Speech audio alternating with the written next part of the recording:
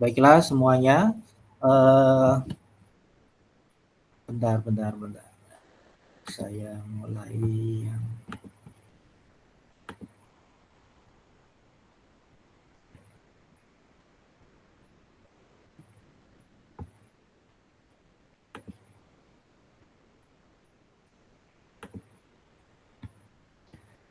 seperti yang disampaikan Bapak Kepala tadi, bahwasanya tema kita pada kali ini adalah profit dari passion, yaitu mengubah kesenangan menjadi cuan. Perkenalkan, nama saya Ahmad Minan Zuhri. Kebetulan masih sekarang ini diamanahi satu fakultas dengan Bapak Kepala, yaitu di Fakultas Dakwah. Namun memang home base saya di Fuadah ya, di Fuadah. Berkaitan dengan itu, maka kemudian bertemulah kita sehingga sampai pada kesempatan kali ini kita bisa memberikan pengalaman, diberikan kesempatan oleh Bapak Kepala UPT PK gitu ya. Judulnya yaitu profit dari passion mengubah kesenangan menjadi cuan. Sapaan dulu ya, halo rekan alumni, di mana alumni ini menjadi garda terdepan bagaimana kemudian sebuah universitas itu berhasil atau tidaknya. Karena dengan adanya alumni yang kemudian berhasil di berbagai macam sektor, maka secara tidak langsung, secara eksplisit juga menunjukkan bahwa nilai ataupun sustainable dari universitas tersebut juga baik. Dalam hal ini juga dipelopori oleh CDC yang dikepalai oleh Bapak Ahmad Haris. Siapa saya? Nah, di sini saya sedikit menyampaikan bahwa posisi saya sekitar 12 ataupun 15 tahun yang lalu ya, sama seperti Anda. Yaitu saya pernah duduk di bangku kuliah, kemudian lulus dari UIN Sunan Kalijaga tahun 2010 ya. Tahun 2010 yang kemudian berjuang dengan skripsi, lalu lulus dengan sejuta harapan. Karena apa? Bayangan-bayangan itu sudah saya alami ketika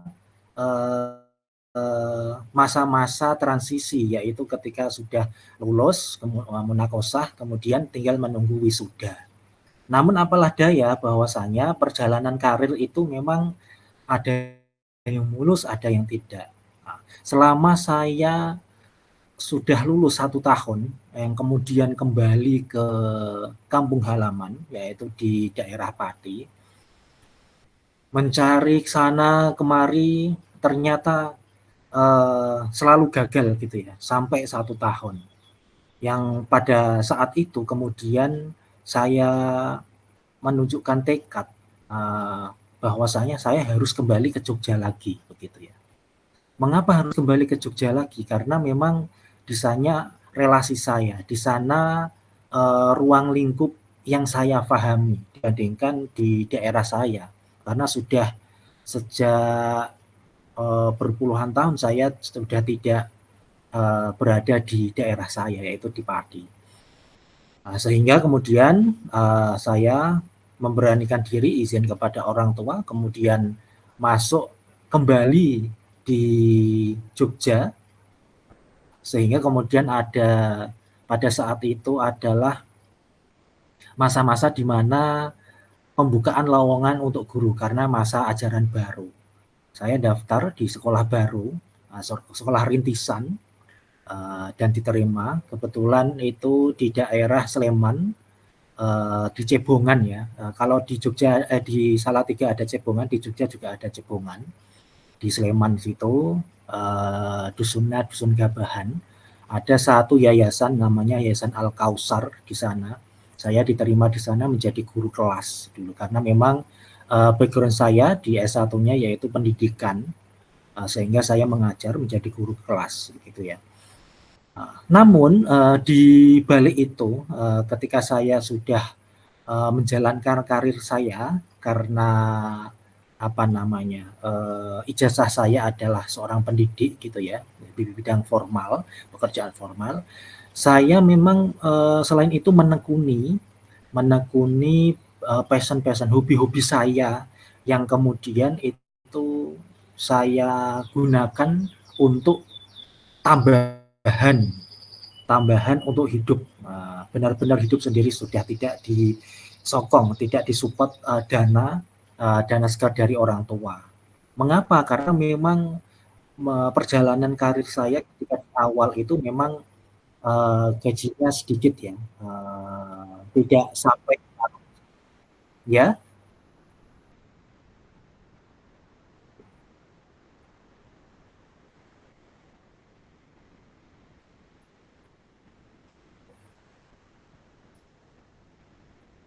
Oh, nggih nggih nggih nggih.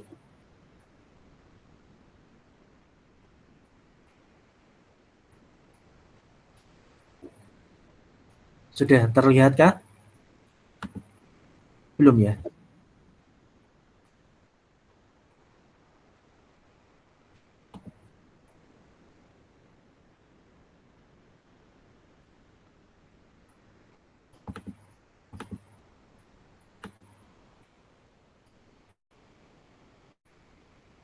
Sudah?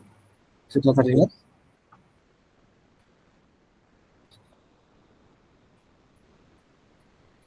Seberah kiri.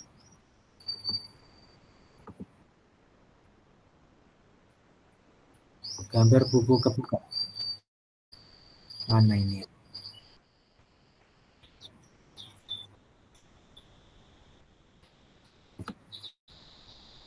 Gambar buku terbuka. Mana ya?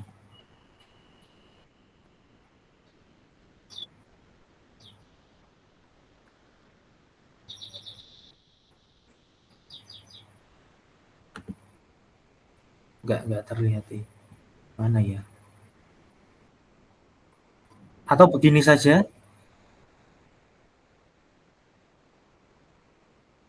Oh gitu ya. Oke. Saya share di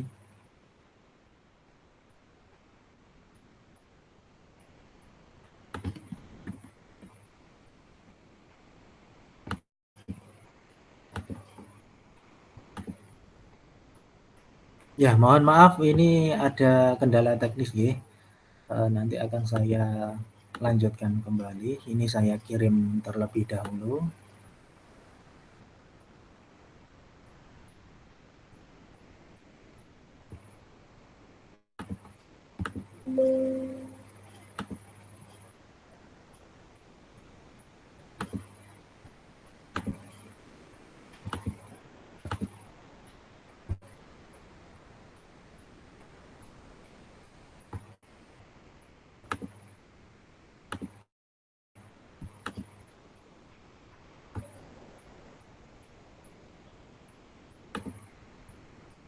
Sebentar.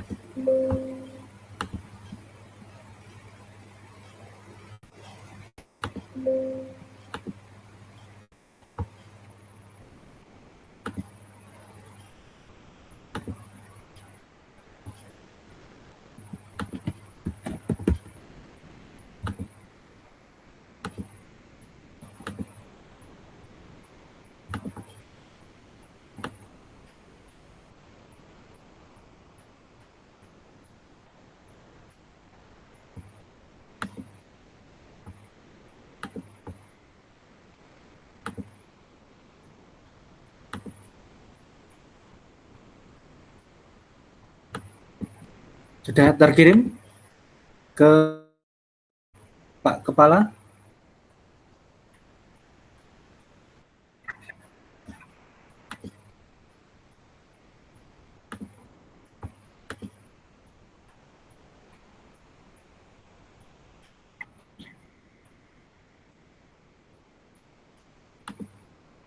Oke, saya lanjutkan ya, bahwasanya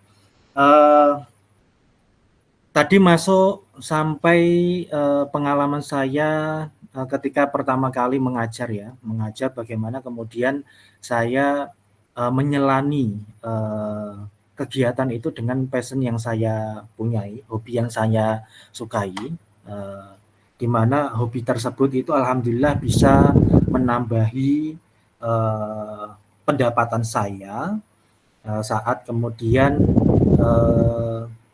ketika kemudian di pekerjaan, karena 1 bulan di sekolahan dulu itu sekitar 300 sampai 400-an, dan itu kalau hidup di Jogja itu nggak cukup, apalagi sampai ngontrak sendiri begitu ya.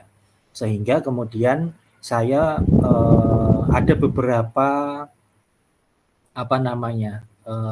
passion, hobi saya di bidang peternakan itu saya lakukan. Salah satunya di ayam sama di lele, kan gitu kemarin. Mungkin dilanjutkan lagi, namun sebelum masuk pada pengalaman saya, ini akan sedikit saya sampaikan berkaitan dengan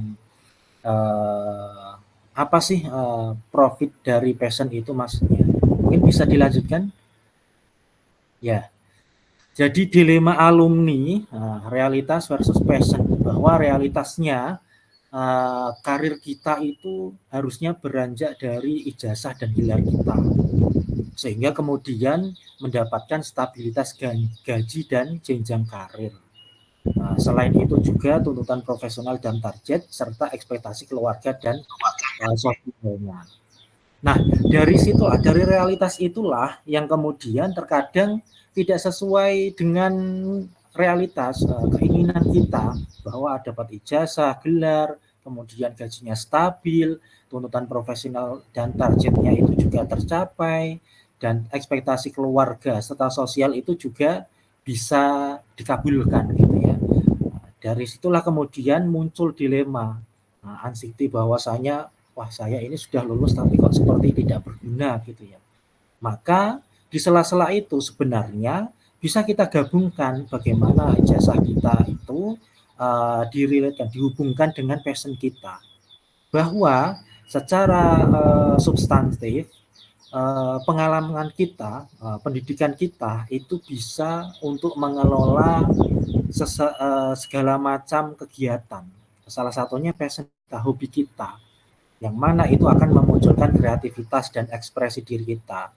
Tentunya akan berbeda ketika kemudian lulusan S1 dengan lulusan SMP ataupun lulusan SMA gitu ya. Dalam hal apa? Kreativitas, ekspresi dirinya gitu ya. Karena itu berkaitan dengan pengelolaan diri juga. Termasuk juga bagaimana mengelola kebahagiaan dan kepuasan batin, kebebasan dan fleksibel, serta potensi yang tanpa batas. Itu semuanya termaktub ataupun masuk pada passion kita. Bisa dilanjutkan? Nah, maka kemudian masuklah kita pada sesi passion ekonomi. Apa itu passion ekonomi? Yaitu sebuah sistem ekonomi di mana setiap individu itu sebenarnya bisa menghasilkan uang dari keahliannya, ataupun dari hobinya, ataupun dari minat yang disukai dan dikuasainya. Dan itu secara sunatullah ataupun langsung dari setiap individu itu mempunyai hal semacam itu, karena memang ya secara sunatullah memang sudah digariskan di diri kita itu memiliki kecenderungan ya, kecenderungan kaitannya dengan keahlian kita, tentang hobi kita, tentang minat kita gitu ya. Nah, namun selama ini kan tidak dikelola dengan baik. Ketika dikelola dengan baik, maka itu bisa mendapatkan cuan seperti tema kita tadi, mendapatkan cuan dari passion itu. Mengapa ini relevan untuk kita sebagai alumni? karena memang ada beberapa hal yang menjadi apa namanya kekuatan bagi kita sebagai seorang alumni UIN Salatiga. Apa? Yang pertama yaitu kaitannya dengan fondasi kuat. Bahwasannya passion kita itu memberikan yang namanya energi dan motivasi yang tinggi. Karena dengan adanya passion yang itu dari hati, maka akanlah muncul sebuah kreativitas dan produktivitas dalam bidang-bidang tertentu yang kalian minati, yang kalian sukai, kalian hobiin dalam keahlian tertentu. Sehingga apa? Passion itu tidak hanya sekedar hobi, namun juga dapat diasah keterampilannya kah, juga diasah secara matang bagaimana menciptakan keunggulan-keunggulan dari bidang yang kalian minati itu. Terlebih lagi ada diferensiasi unik. Setiap passion itu mesti ada keunikan-keunikan walaupun passionnya itu sama. Misal, saya passionnya itu, sukanya, hobinya itu ternak. Namun antara peternak yang satu dengan peternak yang lain itu memiliki keunikan masing-masing dalam hal-hal tertentu. Mungkin sama-sama berkaitan dengan ayam, namun dalam pengelolaannya juga berbeda. Mungkin dalam cara pemberian makannya biar cepat gemuk itu mesti berbeda. Maka kemudian bisa didapati dalam setiap platform-platform tertentu kaitannya dengan peternak, pasti ada ramuan-ramuan tertentu yang itu hanya cocok dipakai oleh peternak tertentu gitu ya semuanya. Itu sudah saya alami ketika kemudian saya bergelut di bidang peternakan itu. Apalagi ketika kemudian saya itu berkecimpung tahun 2018 di peternakan, pada saat itu masuk pada tahun 2020, tahun keduanya itu mengalami pandemi dan muncullah digitalisasi berkaitan dengan berbagai macam sektor, termasuk kaitannya dengan penjualan hasil ternak saya. Sehingga tiga komponen ini sangat relevan bagi kita sebagai alumni, bila mana kemudian passion ekonomi ini kita lakukan, kita geluti, kita istiqomahi gitu ya. Mungkin bisa lanjut di slide selanjutnya. Nah, dari passion ekonomi itulah kemudian baru kita memunculkan yang namanya validasi potensi. Mungkin banyak nih kita kesukaannya. Kalau misal saya suka berternak, kemudian saya juga sebenarnya suka healing gitu ya, suka jalan-jalan. Nah, kemudian saya juga sebenarnya selain peternak, kemudian healing, juga sebenarnya suka main game. Nah, namun ternyata setelah saya validasi potensi yang sangat potensinya besar bagi saya itu ada di peternakan. Sehingga apa? Itulah yang kemudian saya bidik untuk dari hobi itu yang menjadi peluang. Nah, bagaimana cara memvalidasinya? Yang pertama yaitu bisa menyelesaikan masalah. Maksudnya bisa menyelesaikan masalah di sini, misal semuanya, apakah hobi saya itu membantu orang lain? Nah, misal seperti itu. Karena apa? Kalau kemudian masalah-masalah yang ada di hobi teman-teman semuanya itu tidak membantu orang lain, ya berarti tidak bisa dijadikan sebagai peluang untuk mendapatkan cuan. Nah, begitu ya. Kemudian setelah itu juga adanya punya nilai jual. Apakah keahlian yang saya kuasai ini di atas rata-rata atau biasa-biasa saja? Bagaimana kemudian kalau biasa-biasa saja? Apakah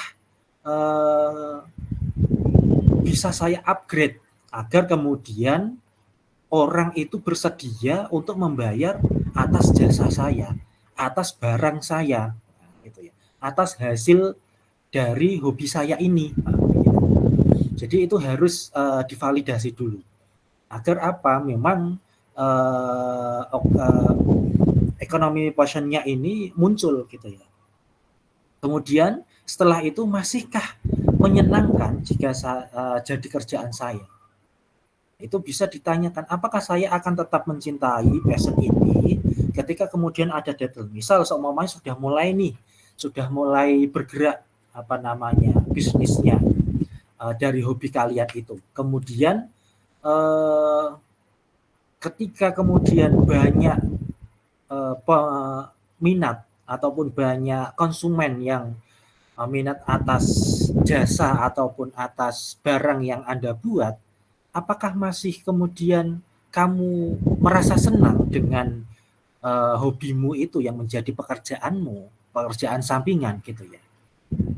Kemudian juga ketika ada komplain, ketika ada tekanan, apakah kamu masih tetap mencintai pekerjaanmu ini? Yang notabene pekerjaanmu itu adalah dari hobimu. Bila kemudian itu masih, maka lanjutkan. Namun bila tidak, jangan. Karena apa? Ada teman saya itu yang memang juga dia beranjak dari passionnya. Kemudian karena memang pekerjaannya itu membutuhkan ketelitian, sampai-sampai dia merasa jenuh ya. Dengan titik tertentu tuh dia jenuh. Maka kemudian dia tidak suka dengan itu. Sehingga apa? Konsumen-konsumen yang kemudian awalnya minat menjadi sudah tidak minat. Nah, itulah yang perlu kita tanyakan. Siap nggak kita dengan hal semacam itu? Kalau siap, lanjutkan. Kalau tidak siap, cari yang lain. Kemudian juga perlu ada pasarnya nggak? Siapa yang akan membeli produk atau jasa saya ketika kemudian saya membuka hobi saya ini menjadi sebuah pekerjaan? Bila tidak ada, sebenarnya ada, tapi saya belum ada channelnya gimana? Maka kita bisa mulai menelusuri pasarnya. Misal seperti saya dulu sebenarnya kaitannya dengan peternakan itu skala kecil ya. Namun kemudian saya cari di Facebook karena dulu memang yang paling familiar itu Facebook, TikTok ataupun yang lainnya, IG itu belum begitu familiar. Dapatlah saya ya yang namanya Balai Peternakan. Balai Peternakan itu ternyata satu provinsi satu. Balitnak di Semarang, di kota Semarang. Maka saya cari-cari. Oh, ternyata ada pendidikan kaitannya dengan ataupun pelatihan kaitannya dengan peternakan. Saya mencari di sana, mencari ilmu di sana sampai pada posisi kita membuat yang namanya perkumpulan peternak KUB namanya. Jadi ayam yang saya kelola dulu adalah ayam KUB. Itu adalah pengembangan dari Balitnak peternakan. Itu program pemerintah di mana ayam tersebut itu adalah ayam petelur sekaligus bisa orientasinya untuk pedaging gitu. Jadi pasarnya mulai bergeliat ini. Nah, karena apa? Saya mulai menggeluti itu, kemudian ada aliansi yaitu peternakan itu, yang mana belum genap 1 tahun, alhamdulillah kita dapat suntikan dana dari pemerintah pusat berupa alat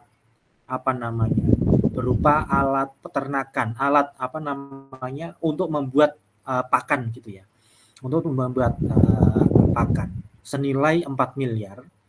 Dan sekarang masih ada balainya atau perkumpulannya itu di Salatiga. Alhamdulillah karena yang megang orang Salatiga, di dekat dekat pom bensin Cengek, dekat dengan exit tol Salatiga yang di Tingkir itu. Di situ ada kiri jalan itu ada peternakan anak akut namanya. Di situ mesinnya juga ada, mesin untuk membuat pakan gitu ya. Mungkin bisa dilanjutkan. Selanjutnya setelah kemudian kita memvalidasi, selanjutnya kita mentransformasi, mengubah hobi menjadi produk atau jasa.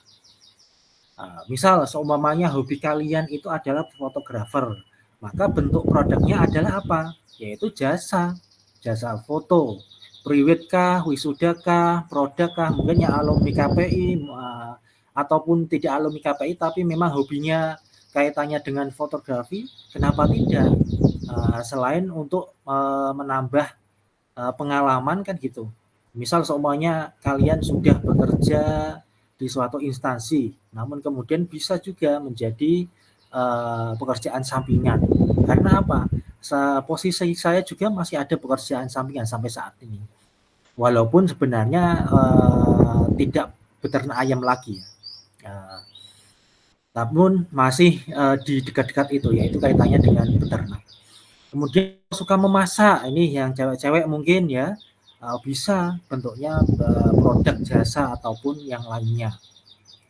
Menulis, coding ataupun peternakan. Ya, ini kaitannya dengan peternakan. Jadi dulu itu memang dari hulu ke hilir itu sudah saya pakai semua. Jadi saya itu memang tidak hanya beternak ayam kemudian saya besarkan kemudian saya jual, tidak.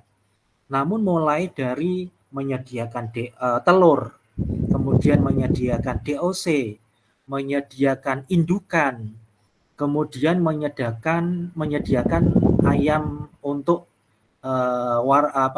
rumah makan. Dan kebetulan pada saat itu saya sudah secara rutin mengirim warung makan yang ada di Salatiga, yaitu di Ayam Bu Yusro, kalau kalian kenal. Nah, kebetulan itu juga ya dari channel karena memang yang memiliki warung itu, memiliki rumah makan itu adalah teman di di Feby dulu ya. Nah itu, jadi selain saya dulu menjadi dosen, ya sembari juga beternak. Ya. Sekitar ratusan ayam dulu sudah saya kelola. Dan itu alhamdulillah luar biasa pemasukannya. Telur juga ada karena satu telur itu kalau dijual 2.000, nanti dijual oleh orang di pasar-pasar itu 2.500 gitu ya. Nanti tinggal dikalikan.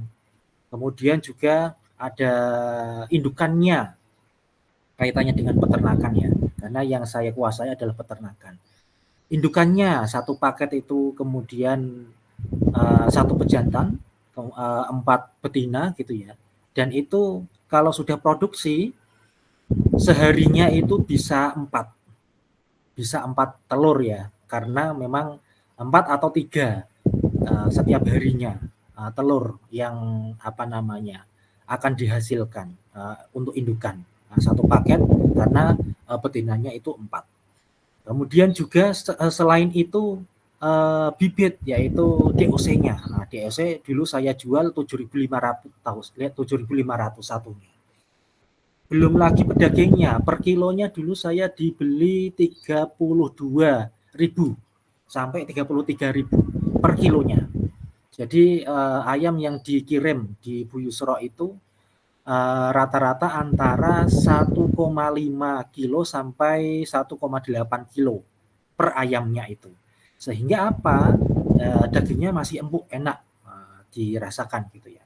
Kemudian saya juga memanfaatkan istri saya untuk memasak opor. Saya sembelih sendiri karena saya juga menyediakan ayam karkas.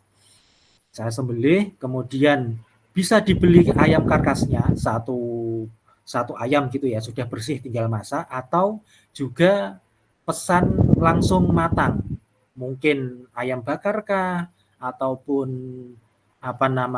opor kah ataupun yang lainnya yang berkaitan dengan ayam gitu ya, itu bisa kami layani. Dan alhamdulillah ada pangsanya walaupun tidak sebesar pembelian DOC-nya gitu ya. Itu, maka kemudian kita hobi kalian apa, kemudian ditransformasikan yang berkaitan dengan hobi tersebut.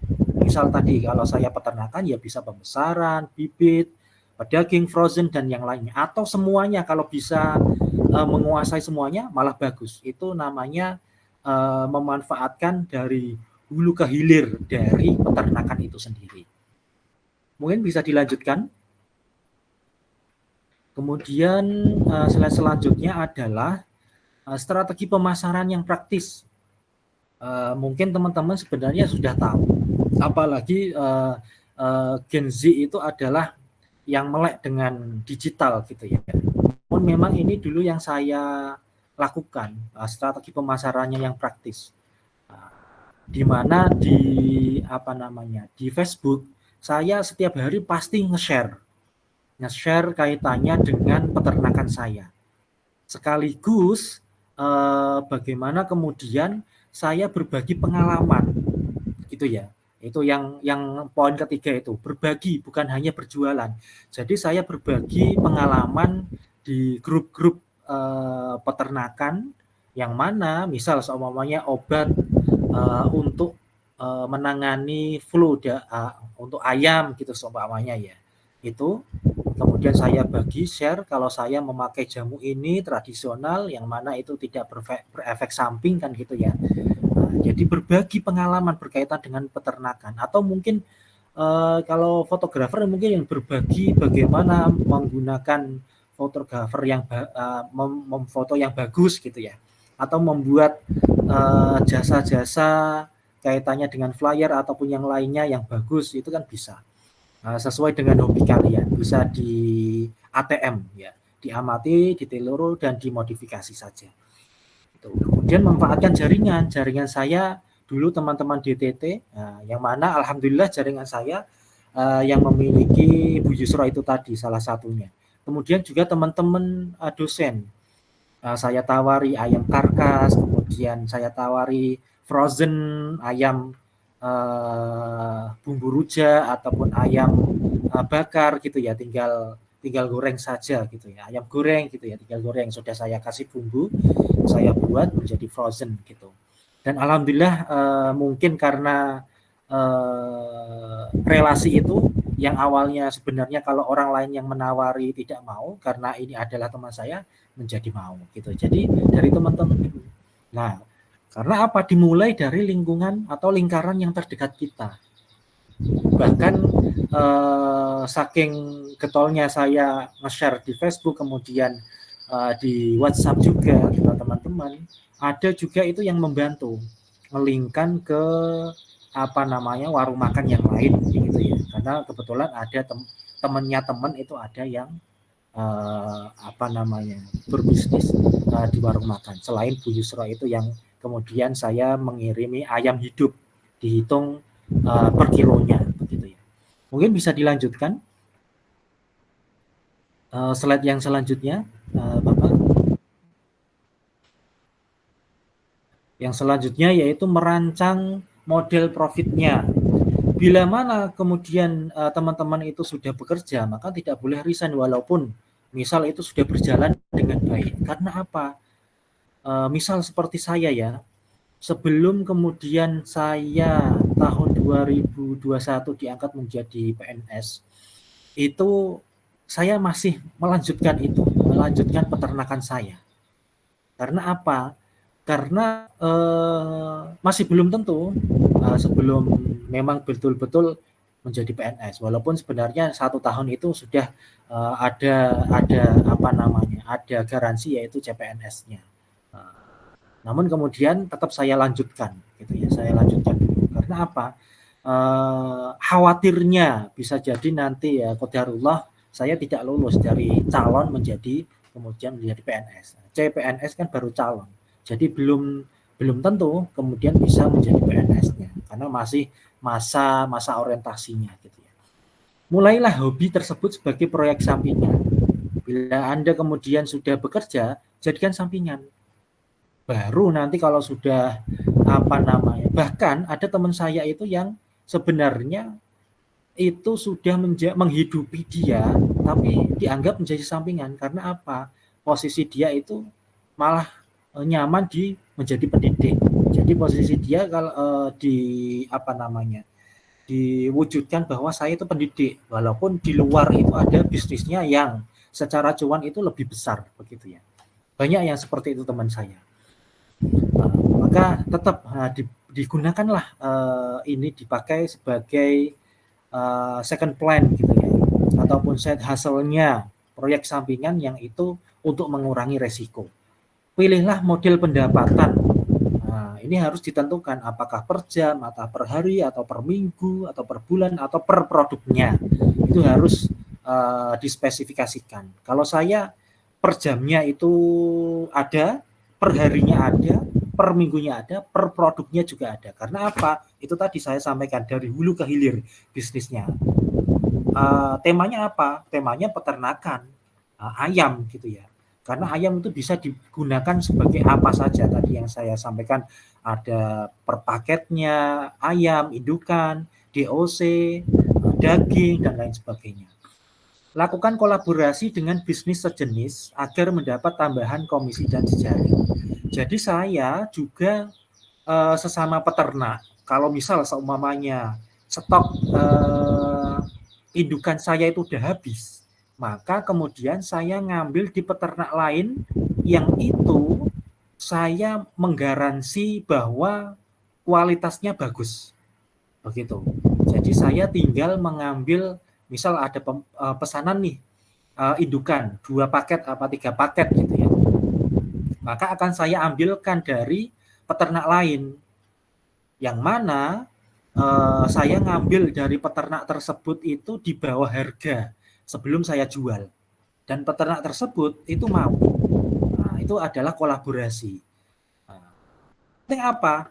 Peternak yang lain tidak buntung gitu ya, tetap mendapatkan untung walaupun sedikit, dan saya sebagai yang menjualkan saja itu juga untung walaupun sedikit, tapi kan berjalan.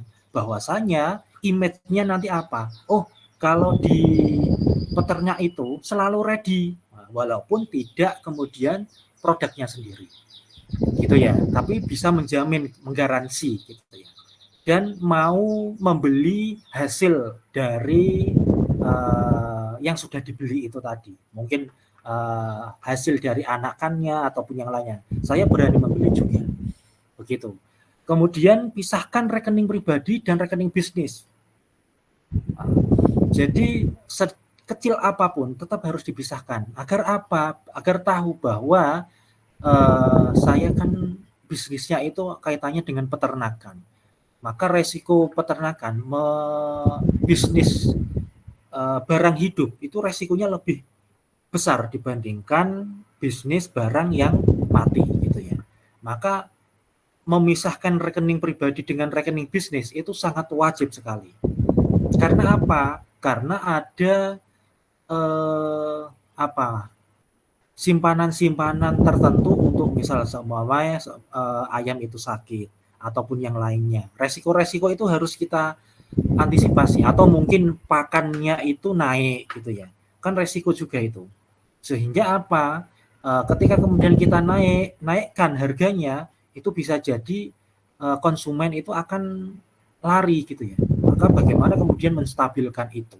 Yaitu dengan cara apa? Ada dana-dana tertentu untuk menutupi resiko itu. Kemudian catat semua pemasukan dan pengeluaran, sekecil apapun itu. Namanya merintis itu ya nggak enak. Saya merasakan merintis itu nggak setahun 2 tahun, 3-4 tahun saya merintis itu. Baru kemudian mulai stabil. Nah, sayangnya memang ketika mulai stabil itu saya tinggalkan. Mengapa? Karena kegiatan di kampus semakin banyak. Nah, gitu ya. Mungkin bisa dilanjutkan, Bapak? Wah, udah selesai ternyata. Saya tanya jawab. Mungkin itu dari saya. Saya kembalikan lagi kepada Mas Moderator untuk tanya jawab berkaitan dengan ini. Terima kasih.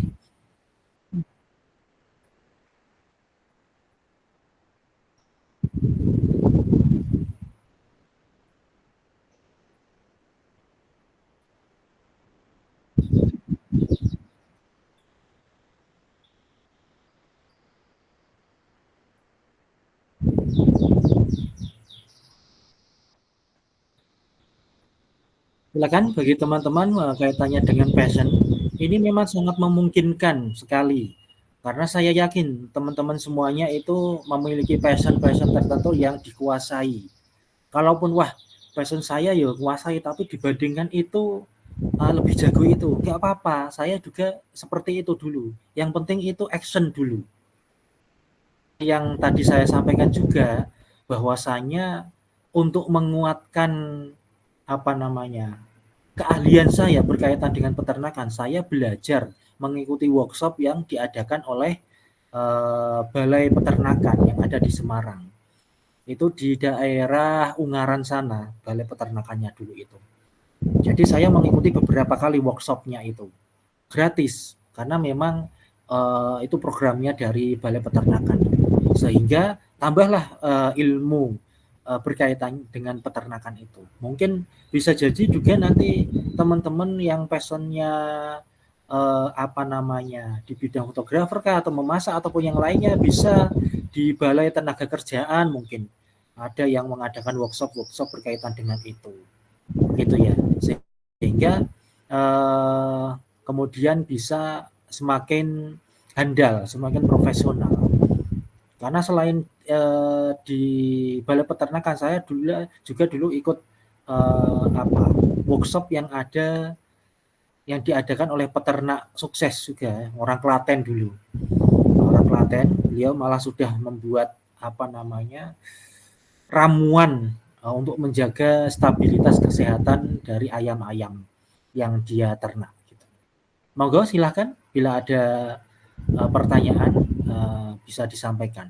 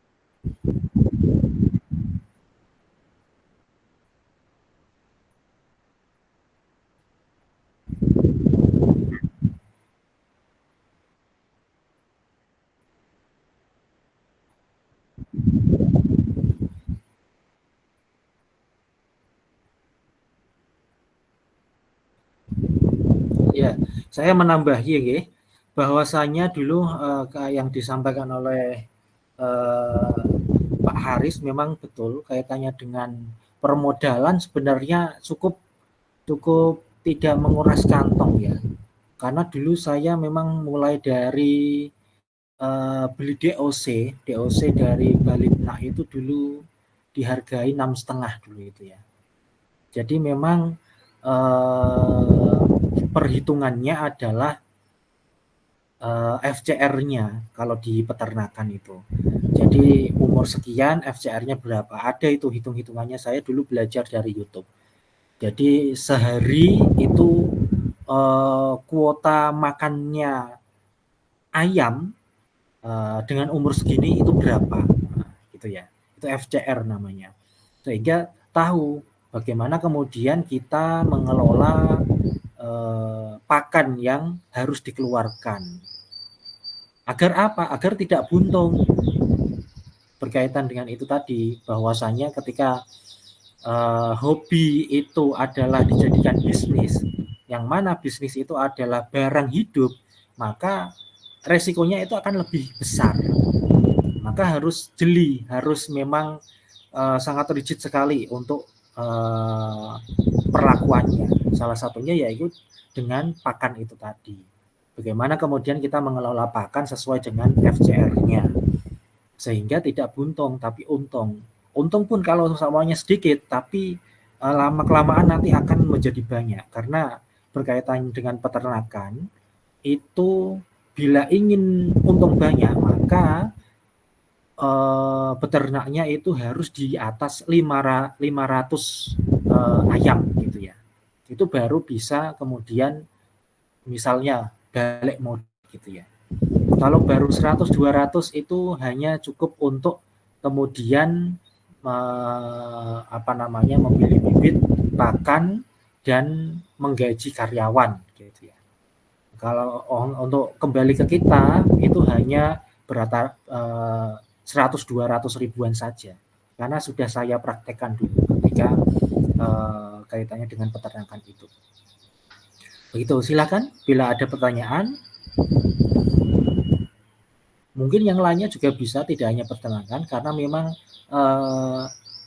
yang saya kuasai adalah peternakan. Mungkin yang lain bagaimana dengan bisnis memasak ataupun yang lainnya, itu bisa nanti kita share-share berkaitan dengan itu, atau memberikan tambahan pengalaman gitu ya, tambahan solusi gitu mungkin ya, yang bisa jadi belum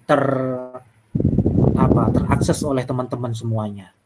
Karena memang berkaitan dengan bisnis itu, kalau tidak ada teman untuk ngobrol yang sebisnis itu akan sangat susah sekali. Kalau kita hanya berjalan sendiri, memang membutuhkan relasi gitu ya. Silakan bila ada.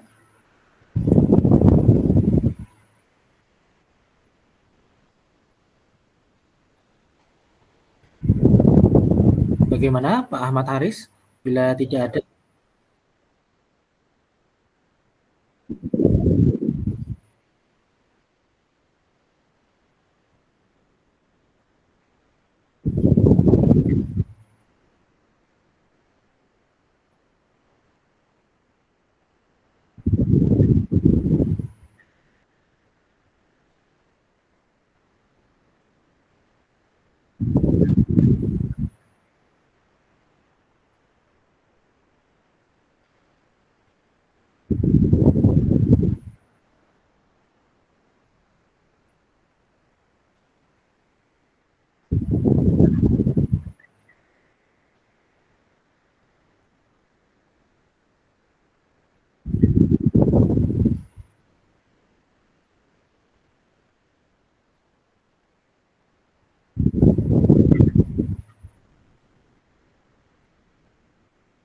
Amin.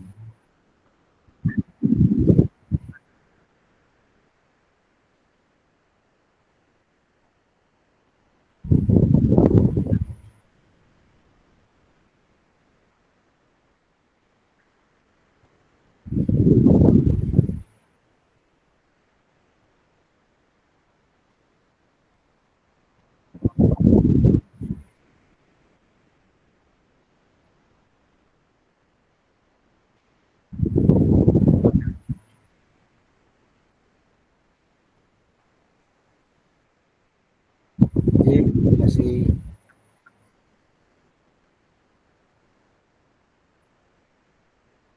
Amin, amin, amin.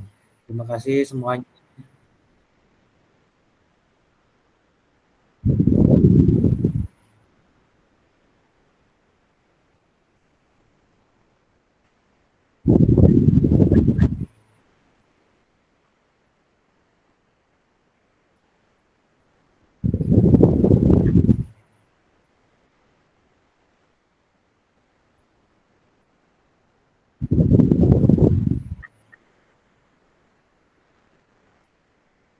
Waalaikumsalam warahmatullahi wabarakatuh. Oke, terima kasih semuanya. Saya izin lagi ya Pak Haris dan teman-teman. Assalamualaikum.